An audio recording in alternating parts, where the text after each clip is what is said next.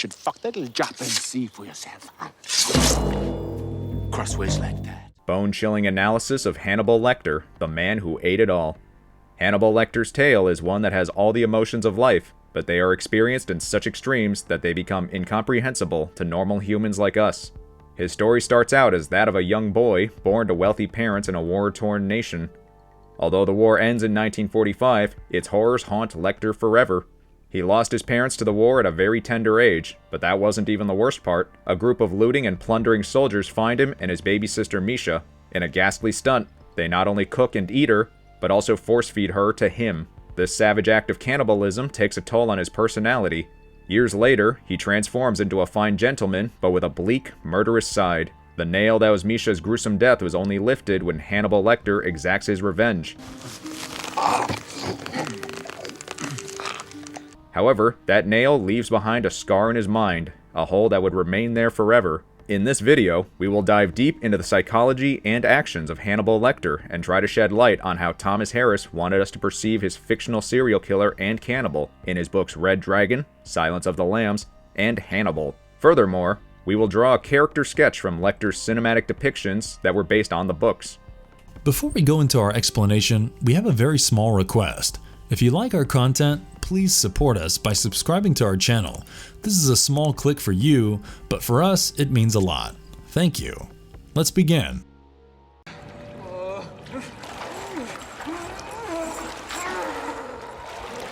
If I tell you, I'm afraid you won't even try it. On the 20th day of January 1933, the great Hannibal Lecter was born in Castle Lecter, an ancient castle located deep inside the Lithuanian city of Vilnius. Hannibal's father, Count Lecter, was a wealthy aristocrat and descendant of the infamous warlord Hannibal the Grim. He was known for his savagery in the 15th century. Thomas Harris, the creator of Hannibal Lecter, uses very apt nomenclature. Hannibal's real namesake remains Hannibal Barca, the Carthaginian general and statesman who is known as one of the most skilled military commanders in human history. However, this great general was not as noble as one may think, and his character was clearly a reflection of Hannibal Lecter's. Barca won more battles with his brains than by sparing the lives of his soldiers.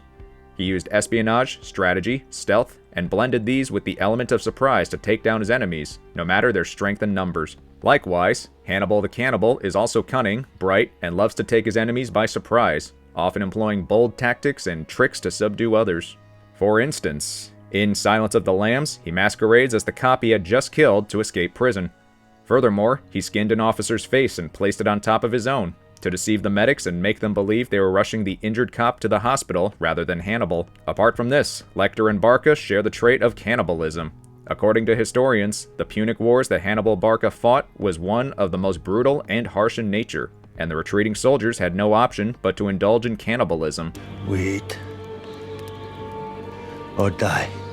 General Hannibal was subjected to immense mental trauma by the Romans when they sent him his younger brother's severed head in the hopes of demoralizing him.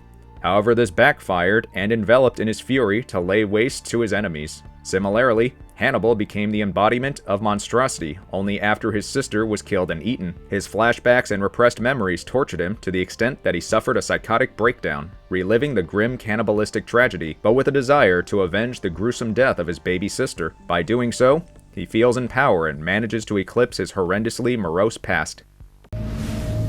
Killing must feel good to God too. He does it all the time. Killing must feel good to God, too. He does it all the time. We know from the movies and the television show that Hannibal was a man of etiquette and taste, well-read in art and culture, and had a grip over several languages. This was because Lecter grew up in a wealthy and aristocratic house. Naturally, his early days were full of education and learning. By the age of 6, he was learning Lithuanian, German, and English. A few years later, he would go on to learn French and Japanese as well. Later that year, Hannibal welcomes his baby sister Mischa at Castle Lecter.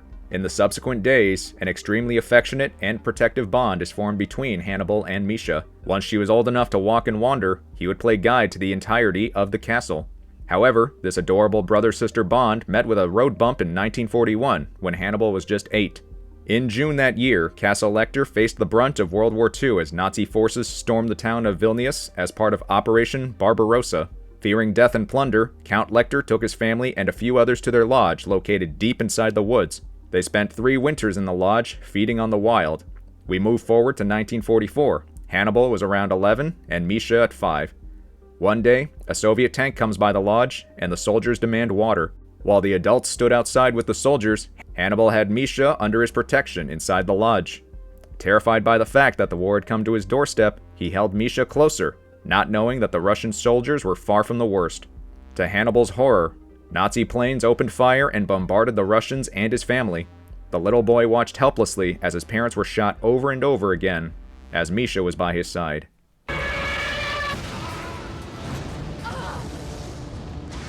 As the war began breathing its last, many soldiers turned to looting and plundering, but these looters were being hunted.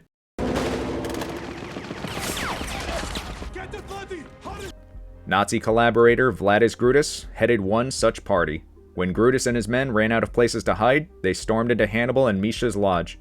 They decided to stay there until things became calmer, but the problem of food loomed at large. With all the provisions exhausted and no animals to hunt, they resorted to cannibalism, targeting Mischa. They force Hannibal to feed on his own sister. Sometime after feasting on Mischa, the lodge is bombarded with Soviet forces, and the intruders flee for their lives. A chained Hannibal leaves the lodge to find help, and is found by a group of Soviet soldiers. They transport him back to Castle Lecter, which had been converted into a home for the orphans of war. The heavy toll on young Hannibal turned him mute for quite a number of years. The savage murder and cannibalism were etched into his memory, and eventually invaded his personality. Yet, Hannibal had managed to suppress most of his memories from this episode for at least a decade. But Mischa's screams would continue to haunt him in his nightmares. Hannibal's muteness made him a seemingly easy target for the bullies, but Hannibal would exact his revenge on anyone who misbehaved with him or the others. In one of the scenes from Hannibal Rising, he plants a bear trap for a boy who had previously attempted to assault him. According to the books, Hannibal was kind to the younger orphans. Many more than these. Do you feel them in the tank around you?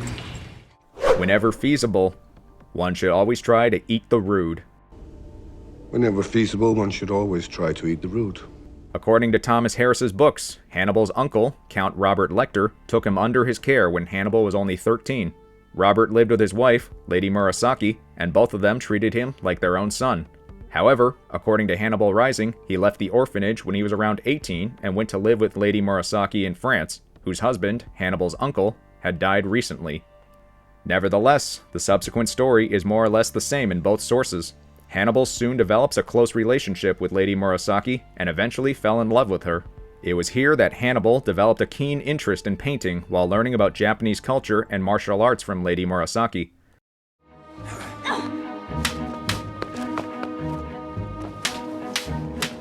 Hannibal had started to enjoy his time with her. Despite being mute, he was now in a better psychological state as he delved into finer things like art, literature, culinary skills, martial arts, etc. But life had other plans for Hannibal. He had started to feel strongly for the elegant and attractive Lady Murasaki. One day, when a butcher by the name of Paul Momond passes a lewd comment on Murasaki, Hannibal gets into a fight and beats the big butcher black and blue.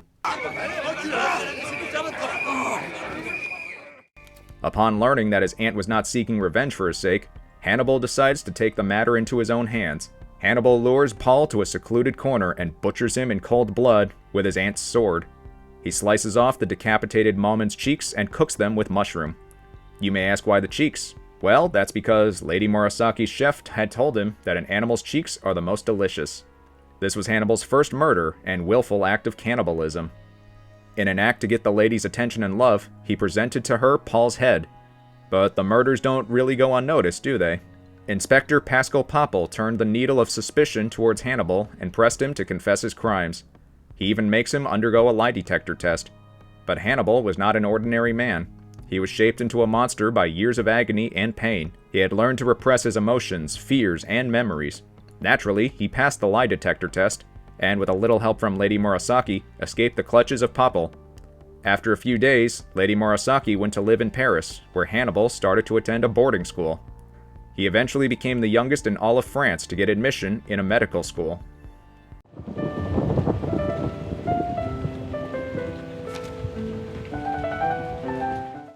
Memory, Agent Starling, is what I have instead of a view. Memory, Agent Starling, is what I have instead of a view. Well, Hannibal got deeply absorbed in his studies.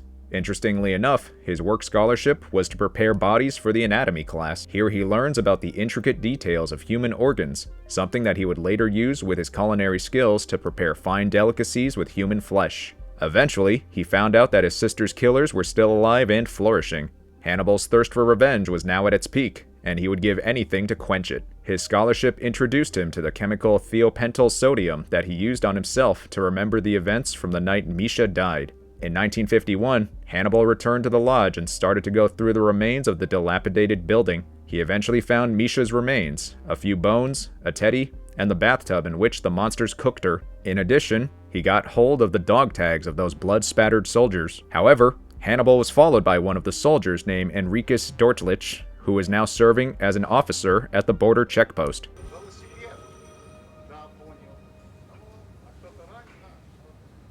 Hannibal managed to overpower Dortlich and ended up killing him, and once again, ate his cheek with some roasted mushrooms. After giving Mischa a proper burial, he returned to Paris, where Inspector Popel was waiting to issue him a warning against committing murders in Paris. However, the news of Dortlich's murder alerts the rest of the group. Brutus asked Milko to find Lecter and do whatever was necessary. But poor Milko suffered a horrible fate at the hands of Lecter, who drowned his probable killer in formaldehyde solution. In the scene, Hannibal tricked Milko into believing that he was sitting at a table using an amputated arm from a corpse. This was just the tip of the iceberg that was Hannibal's ingenious wits. Hannibal attacks Brutus at his home, but he is saved by his guard. Answer me this. Hannibal then escapes from there and returns home, only to find that Brutus had abducted Lady Murasaki. Eventually, Hannibal does not hesitate to begin going after his sister's tormentors. One body at a time, 2 cheeks at a time, he slayed. After he saves Lady Murasaki from Brutus, she could no longer look into the eyes of the monster that he had become, and she left him too. In the book, Hannibal was arrested, but there was no substantial evidence to hold him guilty. Moreover, the victims in question were all war criminals and slave traders, which made Hannibal a hero in France, and he was soon released. The film ends with Hannibal going to Montreal, Canada to kill the last of Mischa's tormentors. After this, he leaves France and settles in Baltimore for his internship at the Johns Hopkins Medical Center. Good, you brought the wine.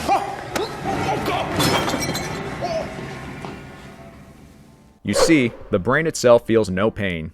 The brain itself feels no pain, Clarice, if that concerns. The love for art and painting that his uncle invigorated in him allowed Hannibal to secure an internship at Baltimore's Johns Hopkins Medical Center. Hannibal graduated with a degree in psychology and settled in Baltimore as a psychiatrist. There, he established himself as an expert criminal psychologist who was consulted by Will Graham of the FBI.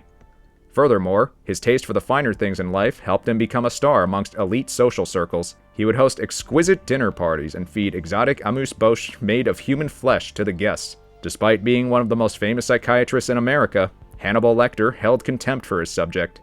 As a psychiatrist, he presumed that the part of the brain that felt emotions was dead.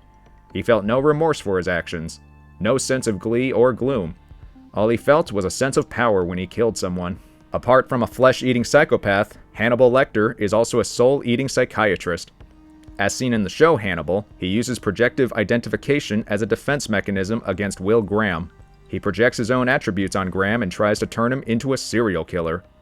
As Jack Crawford, the head of FBI's behavioral science unit, had concluded, Lecter intentionally didn't treat a few of his violent patients so they would go on and commit murders.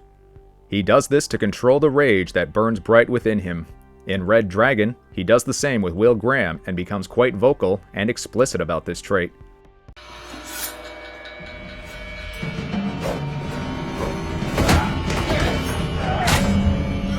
I never feel guilty eating anything. I never feel guilty eating anything.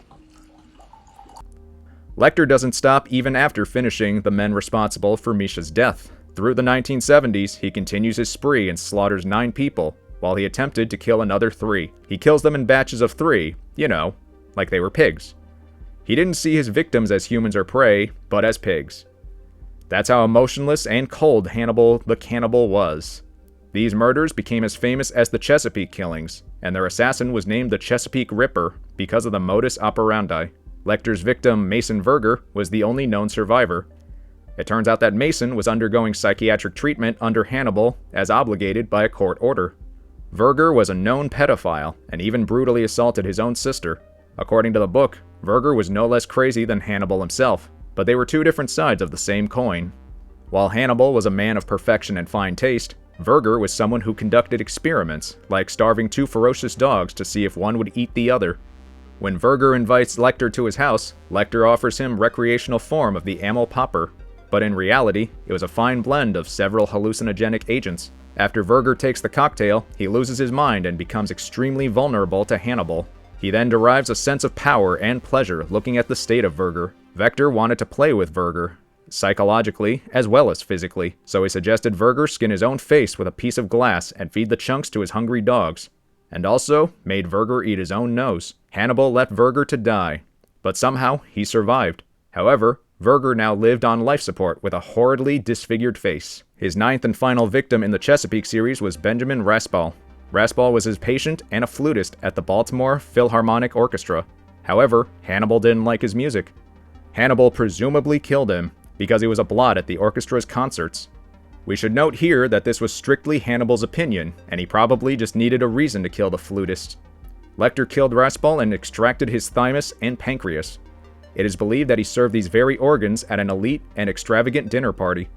Something similar was seen at the beginning of the film Red Dragon, when Hannibal prepared a rich meal from the remains of a musician's body and shared it with his colleagues. How he killed his other victims, or what he did with the bodies, is unknown to us, but from his conversations with Clarice Starling and Will Graham, we learn that he put to use all his victims to polish his cooking skills. A census taker once tried to test me. I ate his liver with some fava beans. Even so, one of the officers who were investigating Lecter's case resigned after visiting his basement. This very well implies that Lecter kept much of the remains of his victims in his basement for future consumption. Well, what can we say? He doesn't like to waste food. The FBI gives Lecter sodium amyl in hopes of learning more about his victims, but he instead offered the FBI recipes of his dishes. This confirms the suspicion that the victims were a part of the meal, and furthermore, it reveals that he would self-administer hallucinogenic and psychotropic drugs to prepare himself for an event in which the cops would do the same with him. What made Hannibal a more aggressive serial killer and cannibal than the rest of his squad was the fact that he personally knew his victims, and even manipulated them using their own fears and apprehensions against them. Akin to most serial killers, Lecter honed high IQ and used his brilliance to remain hidden from the world. He didn't just kill people for food, but because they were somewhat rude, and probably didn't fit in his vision of a utopian social construct that Lecter had created in his mind. Then why keep them? He's not keeping them. He's eating them. I do admire your courage. I think I will eat your heart. I do admire your courage. Oh! I think I'll eat your heart. Will Graham was a criminal profiler working for the FBI and investigating cannibalistic murders in the Baltimore area, and sought Lecter's help when he learned one of the victims was Lecter's own patient. Over the period of time, they spent days and weeks trying to profile the killer, but everything seemed to be inconclusive. Graham looked up to Hannibal as one of the greatest psychiatric minds, but to his surprise, Lecter couldn't deduce that the killings were committed with the intent of cannibalism. When Grant went to him with this new theory, Lecter seemed to be a bit startled by this remarkable boy. Upon further investigation, Graham found a few old medical books in Lecter's study. Graham chances upon similarities between the killings and the illustrations in these books. He instinctively knew that Hannibal was the killer he was seeking. Holding the book as evidence, Graham managed to inform his latest update to the FBI and the local police department before Lecter could attack him. Graham then manages to wound Lecter and shot him multiple times before the cops arrived. The court deduced that Hannibal Lecter was mentally unsound, and this saves him from a death penalty. Any reasonable society would either kill me or use me. Lecter himself was surprised at not being given the death penalty, even after the gruesome acts that he had committed. Not for a moment was Lecter feeling guilty about his crimes, but he was a reasonable man nonetheless. For the 9 counts of murder, he was given 9 consecutive life sentences and then sent to the Baltimore State Hospital for the criminally insane under the care of Frederick Chilton.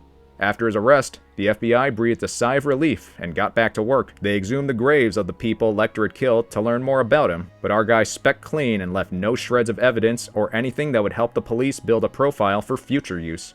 Lecter was in prison between 1975 and 1983. During this time, a new series of killings took place in Florence, and the killer was dubbed Il Mostro di Firenze. Now, Lecter couldn't have committed these murders himself, but it is possible that he had inspired a copycat killer, or maybe manipulated one of his patients to commit the killings. You know a fair amount about how these families died. Did you ever see Blood in the Moonlight, Will? It appears quite black. Have you ever seen blood in the moonlight, Will? While in custody at the Baltimore State Hospital for the Criminally Insane, Hannibal showed enormous levels of calm and patience compared to any of the other patients. He would spend time in his cell, never causing any disturbances to anyone, except for Dr. Chilton, who wanted to create a definite profile of Lecter to publish into a book. Despite disliking his professional subject, he liked to keep himself updated about the latest developments. Besides, Lecter knew how the psychological test worked. He knew what answers would give him his desired results. So he would come up with answers that would conclude him as a psychologically insane man with no regard for the social structures. As Dr. Chilton once told Will Graham, Hannibal would often fold the questionnaire into origami to mock Chilton and even publish papers to make a fool out of him. Lecter proved to be a too far sophisticated patient until the 8th day of July 1981, when he complained of chest pains and was taken out for examination.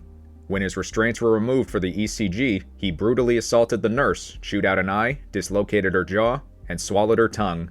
Chilton later reveals that while Lecter did all of this, he felt no rush or anxiety, and his heart rate never crossed 85 beats per minute. Hannibal also helps the FBI alongside Will Graham from the confounds of his cell at the asylum regarding the Tooth Fairy case. A serial killer was killing entire families, courtesy of his troubled past and torture at the hands of his grandmother. The FBI met a dead end in the case, but knew that Hannibal would be able to help. So in 1978, they brought Will Graham out of retirement, as he was the only one Lecter was willing to talk to. Will approached Lecter, but had to solve word plays and puzzles before he got what he wanted: Lecter's help. It seemed at the outset that Lecter wanted to help Graham, but in reality, he had his sinister motives. He gave Graham some really valuable insights about the case, meanwhile speaking to the Tooth Fairy killer through the personal columns of a tabloid journal. Lecter had convinced the killer to kill Graham's family. Do you know how you caught me, Will? Goodbye, Dr. Lecter. You can leave messages for me at the number on You your know file. how you caught me? I do wish we could chat for longer, but I'm having an old friend for dinner. I do wish we could chat longer, but I'm having an old friend for dinner. These are the words that Hannibal said to Clarice after his escape. A few years after the events concerning the Tooth Fairy and Will Graham, Jack Crawford needed an immediate psychological profile of a new serial killer named Buffalo Bill. Lecter's been in prison for so many years now. Is there some connection between him and Buffalo Bill, maybe? The killer was abducting young women to skin their bodies and would place a moth inside their necks. Crawford sends the FBI trainee Clarice Starling to Hannibal with a psychological questionnaire. Although Hannibal discarded the test, calling it nothing more than a waste of time, he did agree to help her with the Buffalo Bill case, but with a twist. He said that he would help her if only she played a little perverse game of quid pro quo. He would divulge information and create a psychological profile of the killer, only if she told him things from her private life and childhood. Buffalo Bill's last abductee was Senator Ruth Martin's daughter, Catherine. Lecter makes a deal with Ruth through Chilton and promises to reveal the real name of Buffalo Bill in person. He was immediately flown to Memphis, where he was to meet with Ruth Martin. According to the book, Silence of the Lambs, the name he gave to Ruth was Billy Rubin. However, bilirubin is a chemical found in excreta. Its name was the same as Dr. Chilton's hair color and was supposed to be a hint to Clarice and Crawford that the name was a fake. However, in the film, they changed the name to Louis Friend, which was an anagram for iron sulfide or fool's gold. After the meeting, he was taken to the Shelby County Courthouse for temporary imprisonment. Clarice came to meet Hannibal and tell him that she knew he had made a fool out of the others. Louis Friend? Iron sulfide, also known as fool's gold.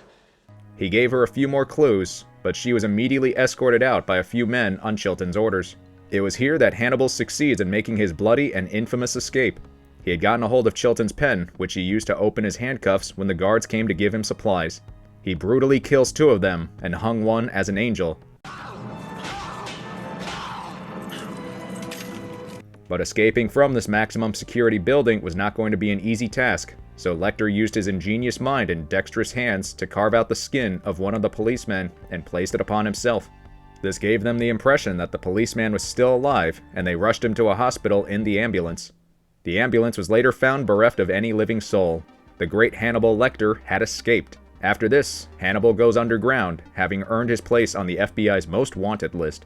However, one fine day he calls Clarice and tells her that he wouldn't go after her, as the world was an interesting place because of people like her. The world's more interesting with you in it.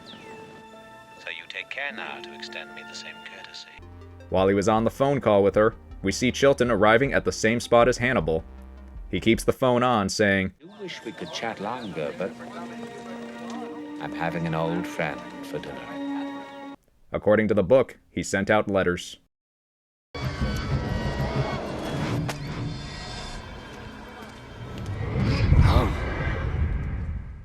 It is important, always, to try new things.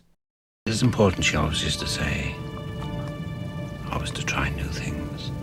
According to the book, Hannibal went to Brazil after his escape from Memphis to get a plastic surgery done to his face and to have his sixth finger removed surgically. However, Ridley Scott didn't want his titular character's appearance changed in the film Hannibal, therefore, no plastic surgery required.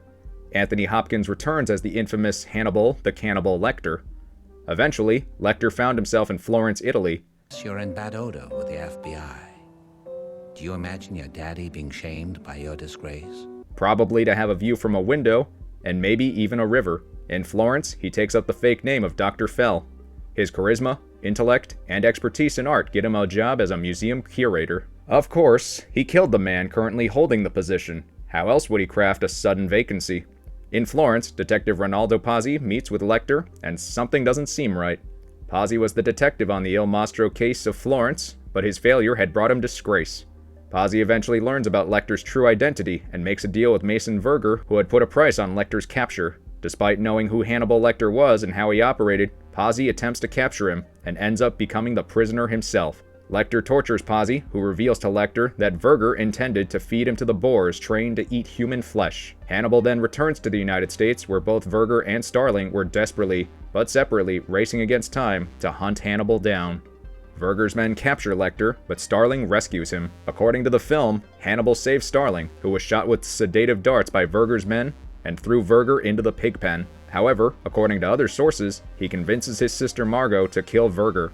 The film Hannibal moves forward with rocket speed for cinematic reasons. Hannibal brings in Starling's hated colleague, Paul Krendler, and prepares a delicious dish from his brain, while Paul was still alive and under the influence of sedatives. Lecter was sure to have his way, but Clarice manages to bind herself with him with the same pair of handcuffs. To free himself, Hannibal Lecter slashed his own wrist. Interestingly, he didn't kill Clarice, probably because he saw a reflection of Mischa in her. According to the book, when Hannibal saved Clarice from the Verger house, he kept her under isolation from others for several months and used various techniques to suppress her personality and make her believe that she was Mischa. However, her strong will was too much for Lecter to handle, and they ended up making love. The both of them disappear after the incident, and Hannibal Lecter's experiments with Clarice gave him a counterpart, even if not a sister. Perhaps Hannibal's description could be summed up well with W.H. Auden's words, "Those to whom evil is done, do evil in return." And if you liked our content, don't forget to leave a like and subscribe to us if you haven't already. Have a good one and be safe. Thanks, everyone. Yes? Good evening.